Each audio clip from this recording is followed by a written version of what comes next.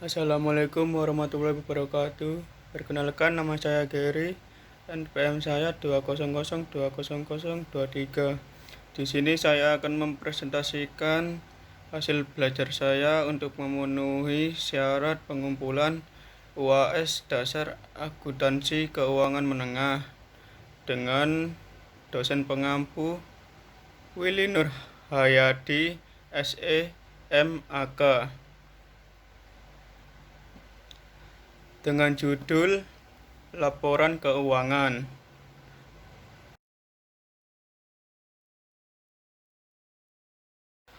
Yang pertama, pengertian laporan keuangan. Laporan keuangan adalah laporan yang berisi pencatatan uang dan transaksi yang terjadi dalam bisnis, baik transaksi pembelian maupun penjualan dan transaksi lainnya yang memiliki nilai ekonomi dan moneter. Jenis-jenis laporan keuangan.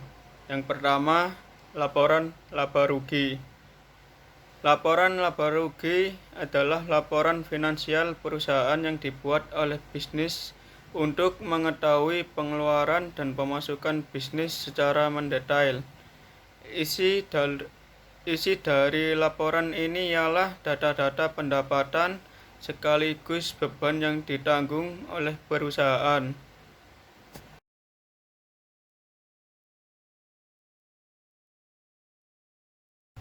Terdapat dua jenis laporan laba rugi yang biasa digunakan oleh bisnis. Yang pertama adalah single step dan yang kedua adalah multiple step. 1. Laporan laba rugi single step. Laporan laba rugi single step atau langkah tunggal hanya menunjukkan satu kategori pendapatan dan satu kategori pengeluaran. Laporan ini bersifat sederhana, tidak berisi detail perputaran keuangan yang terjadi pada perusahaan tersebut. Persamaan yang digunakan dalam laporan laba rugi single step adalah penghasilan bersih sama dengan pendapatan ditambah keuntungan dikurangi beban ditambah kerugian. Berikut bentuk laporan laba rugi single step. PT Sedap laporan laba rugi per 31 Desember 2004 dalam ribuan rupiah. Pendapatan yaitu meliputi pendapatan jasa dapat disimpulkan dengan A, pendapatan bunga disimpulkan dengan B, total pendapatan disimpulkan dengan C. Beban-beban meliputi beban sewa disimpulkan dengan D, beban gaji disimpulkan dengan E, beban asuransi disimpulkan dengan F, beban listrik, air, dan telepon disimpulkan dengan G, total beban disimpulkan dengan H. Laba bersih disimpulkan dengan I. Keterangan: jika ingin mencari C, maka C sama dengan A tambah B. Dan jika ingin mencari H, H sama dengan D tambah E ditambah F ditambah G. Dan ingin mencari I sama dengan C dikurangi H. Lanjut, yang kedua yaitu laporan laba rugi multiple step. Laporan laba rugi multiple step berisi lebih banyak informasi umum daripada yang disertakan dalam laporan laba rugi single step. Tetapi laporan ini menggunakan banyak persamaan untuk menentukan keseluruhan perhitungan laba rugi. Laporan laba rugi multiple step menggunakan 3 formula akuntansi yang berbeda untuk mengetahui nilai akhir pada laba bersih.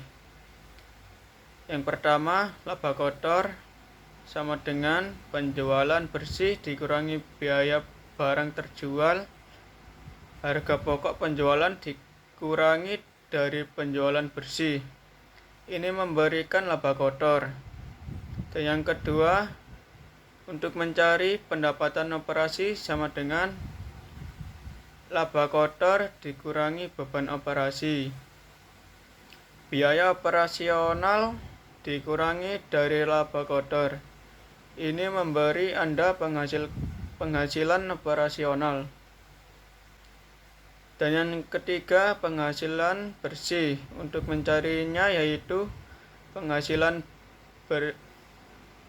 operasi ditambah item non operasi. Pendapatan operasional ditambahkan ke pendapatan non operasional bersih. Keuntungan, beban, dan kerugian. Angka terakhir ini memberikan laba bersih atau rugi bersih bisnis untuk periode pelaporan.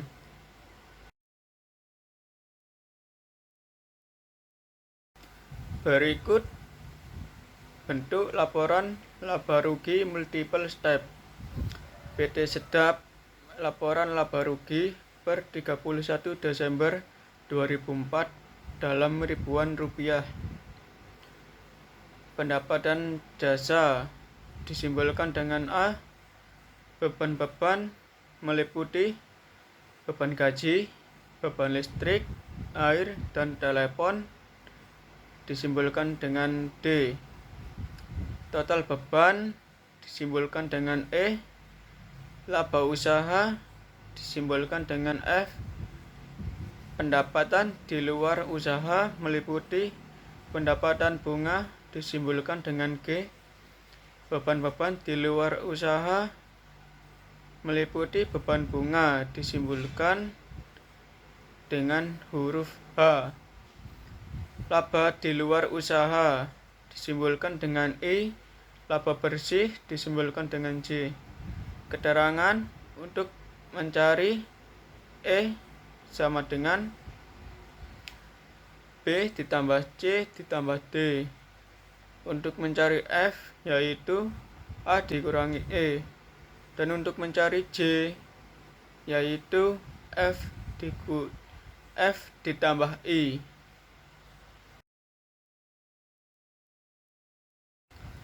Dua. Laporan arus kas. Jenis laporan keuangan yang kedua adalah laporan arus kas. Laporan arus kas atau yang biasa disebut dengan cash flow ini sendiri dapat diartikan sebagai catatan keuangan yang berisi informasi tentang pemasukan dan pengeluaran selama satu periode.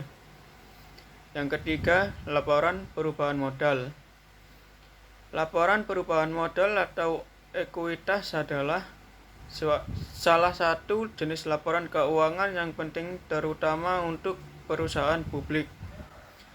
Tujuan pembuatannya adalah agar perusahaan dapat menggambarkan peningkatan maupun penurunan dari aktiva bersih dalam periode tertentu dengan prinsip pengukuran tertentu untuk dianut.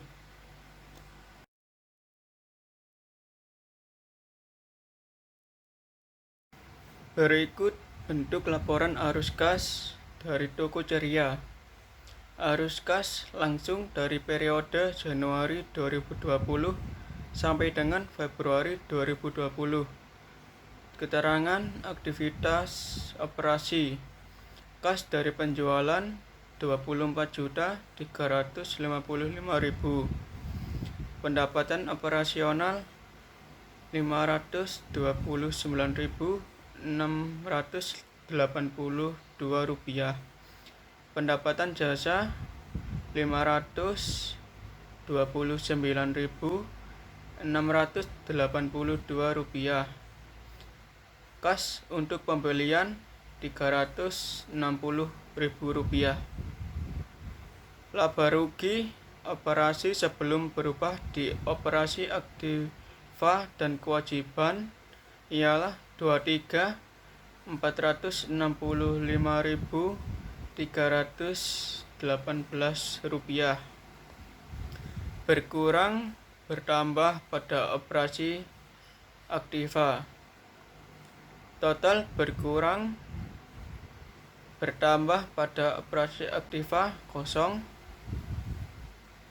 Berkurang bertambah pada operasi kewajiban. Total berkurang bertambah pada operasi kewajiban kosong. Total kas bersih atau dipakai atau dihasilkan oleh aktivitas operasi yaitu 23.465.318 rupiah. Aktivitas investasi. Total kas bersih yang dihasilkan atau dipakai oleh aktivitas investasi kosong. Aktivitas pendanaan modal 10 juta rupiah. Ekuitas saldo awal 10 juta rupiah. Total kas bersih yang dihasilkan atau dipakai oleh aktivitas pendanaan sebesar 10 juta rupiah.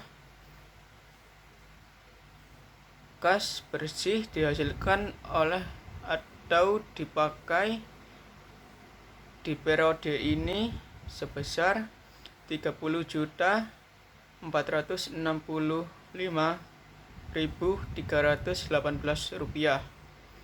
Kas dan setara kas di awal periode kosong. Kas dan setara kas di akhir periode yaitu 33.465.318 rupiah.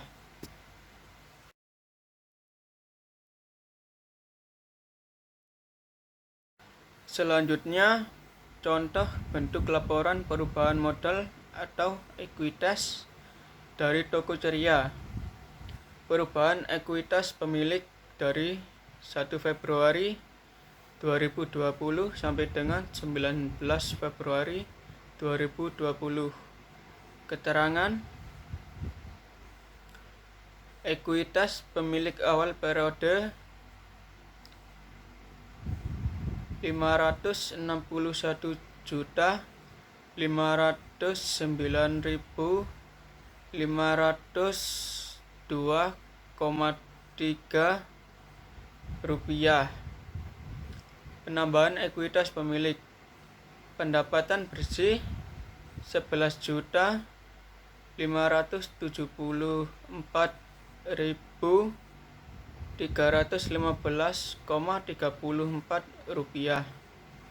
Investasi kurun periode 11.350.000 rupiah. Penarikan kosong. Total penambahan ekuitas pemilik 22.924.315,34 rupiah.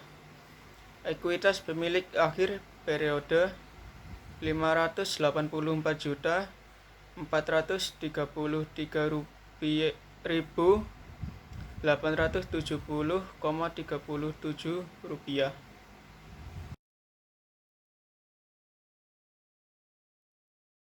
Yang keempat, laporan neraca. Laporan keuangan yang selanjutnya adalah laporan neraca. Laporan neraca atau balance sheet biasanya terdapat beberapa informasi mengenai akun-akun aktiva serta hal-hal yang menjadi kewajiban perusahaan dalam satu periode. Dalam penerapannya, laporan neraca terdapat dua macam, yaitu bentuk stafel atau vertikal serta bentuk kontrol atau horizontal. Yang kelima, catatan atas laporan keuangan. Catatan atas laporan keuangan mengacu pada informasi tambahan yang membantu menjelaskan bagaimana perusahaan sampai pada angka laporan keuangannya. Catatan ini juga membantu menjelaskan penyimpangan atau anggapan inkonsistensi dalam metodologi akun tahun ke tahun.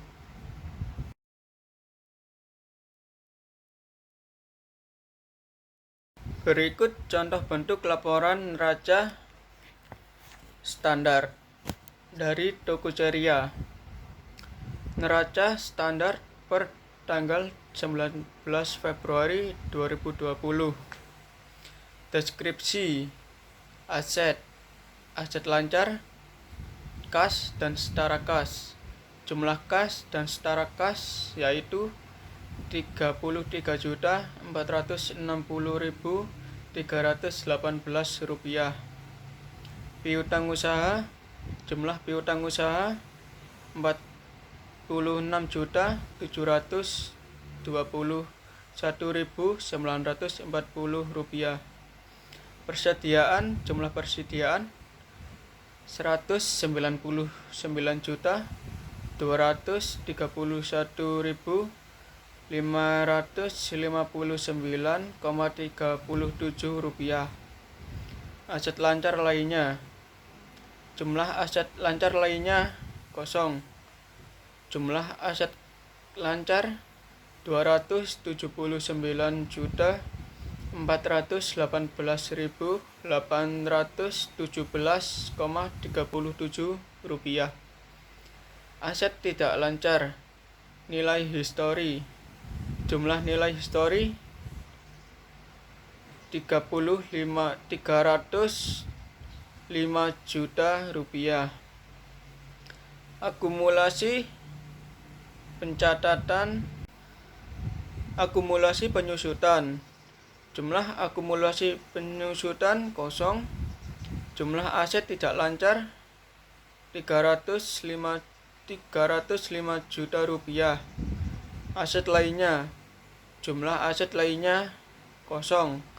Jumlah aset 518.817,37 rupiah. Kewajiban dan ekuitas. Kewajiban jangka pendek, hutang usaha, jumlah hutang usaha min 15.000 rupiah. Kewajiban jangka pendek lainnya, jumlah kewajiban jangka pendek lainnya kosong. Jumlah kewajiban jangka pendek min 15.000 rupiah. Kewajiban jangka panjang, jumlah kewajiban jangka panjang kosong. Jumlah kewajiban min 15.000 rupiah. Ekuitas, jumlah ekuitas yaitu 584.433 rupiah 817,37 rupiah. Jumlah kewajiban dan ekuitas 584.418.817,37 rupiah.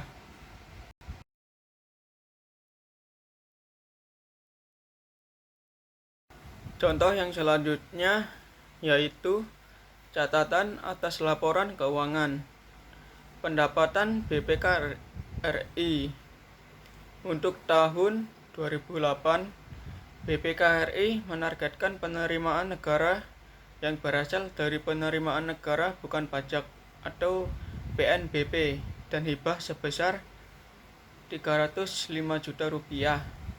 Realisasi PNBP yang dikelola BPK RI dan telah disetorkan ke rekening kas negara selama tahun 2008 adalah 1.995.927.914 rupiah atau 64,16% dari target yang ditetapkan dalam DIPA.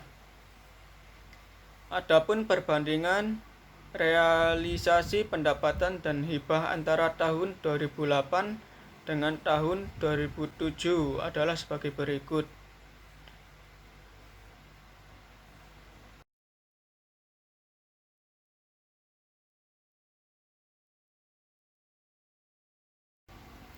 Selanjutnya yaitu fungsi laporan keuangan untuk bisnis. Yang pertama, untuk menilai kondisi usaha. Yang kedua, sebagai bahan evaluasi. Yang ketiga, bentuk pertanggungjawaban perusahaan. Komponen-komponen laporan keuangan. Yang pertama, komponen neraca. Komponen neraca dibagi menjadi dua bagian, yaitu yang pertama aktiva. Aktiva yaitu sumber-sumber ekonomi yang dimiliki perusahaan yang biasanya dinyatakan dalam satuan uang. Yang kedua, ada hutang. Hutang adalah kewajiban yang harus dibayar oleh perusahaan dengan uang atau jasa pada suatu saat tertentu di masa yang akan datang. Modal hak pemilik perusahaan atas kekayaan perusahaan. Yang kedua, komponen laba rugi.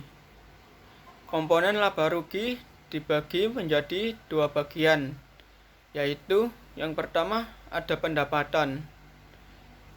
Pendapatan yaitu aliran penerimaan kas atau harta lain yang diterima dari konsumen sebagai hasil penjualan barang atau pemberian uang. Yang kedua, biaya. Biaya yaitu harga pokok barang yang dijual dan jasa-jasa yang dikonsumsi untuk menghasilkan pendapatan.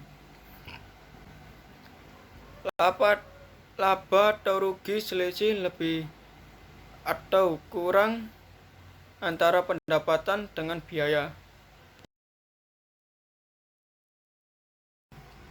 3. Komponen perubahan modal. Yang pertama, modal awal. Setoran modal awal dari pemilik. Yang kedua, modal akhir. Modal akhir setelah perubahan, adanya laba, rugi, price dalam satu periode akuntansi laba atau rugi selisih lebih atau kurang antara pendapatan dengan biaya. Yang terakhir, price, pengambilan harta perusahaan untuk kepentingan pribadi. 4. Komponen laporan arus kas. Komponen laporan arus kas dibagi menjadi 4 bagian. Yang pertama, aktivitas operasi.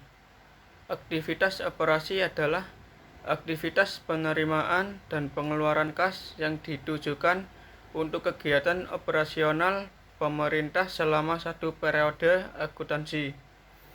Yang kedua, aktivitas investasi. Aktivitas investasi adalah aktivitas penerimaan dan pengeluaran kas yang ditunjukkan untuk perolehan dan pelepasan aset tetap serta investasi lainnya yang tidak termasuk dalam setara kas. Yang ketiga, aktivitas pendanaan. Aktivitas pendanaan adalah aktivitas penerimaan dan pengeluaran kas yang berhubungan dengan pemberian piutang jangka panjang atau pelunasan utang jangka panjang yang mengakibatkan perubahan dalam jumlah dan komposisi piutang jangka panjang dan utang jangka panjang. Yang keempat, aktivitas transitoris. Aktivitas transitoris adalah aktivitas penerimaan dan pengeluaran kas yang tidak termasuk dalam aktivitas operasi, investasi, dan pendanaan.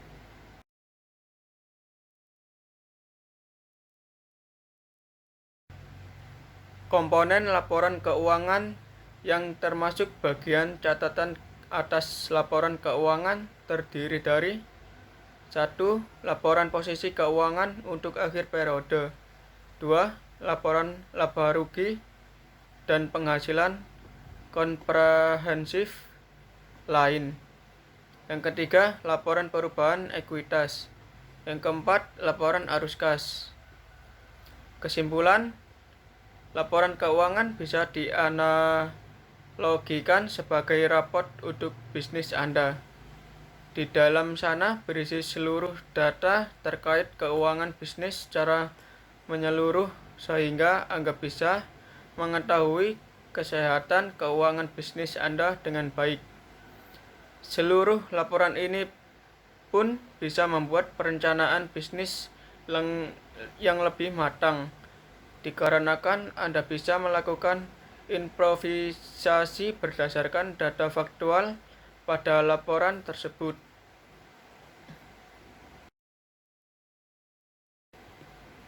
Sekian dari presentasi saya. Bila ada kesalahan kata, saya minta maaf yang sebesar-besarnya. Saya akhiri. Wassalamualaikum warahmatullahi wabarakatuh.